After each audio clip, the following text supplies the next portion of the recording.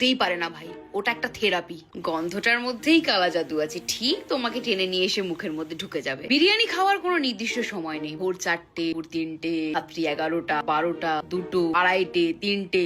তো সুন্দর তাকে দেখতে, দেখলেই আমার চরিত্রহীনের মতো জিভ দিয়ে টপ টপ টপ টপ করে জল পড়তে থাকে। মুখের মধ্যে ঢোকালেই কেমন যেন শরীরটাকে ধরে ঝাঁকিয়ে দেয়। উফ, আলুটাকে ভালোবেসে ভেঙে বিরিয়ানিটার সঙ্গে মাখিয়ে যেই মুখের মধ্যে পড়বে, উফ, মাংসটাকে আস্তে করে কেটে বিরিয়ানির সঙ্গে মাখিয়ে যেই মুখের মধ্যে পড়বে, উফ, যতবার তুমি মুখের মধ্যে ঢোকাবে ততবার তুমি প্রেমে পড়বে। বিরিয়ানি যে তোমার পাতে দেওয়া হচ্ছে এটা দেখাটা চোখের শান্তি, হাত দিয়ে আস্তে করে ব্যাপারটাকে অনুভব করছো, ওটা মানসিক শান্তি। মুখে পড়ে তুমি চিবাচ্ছ, তুমি আর এই জগতে নেই ভাই, তুমি স্বর্গে তখন।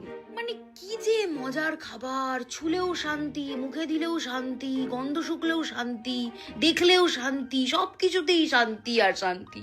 ওটা শরীর। বিরিয়ানি একটা খাবার হতেই পারে না ভাই।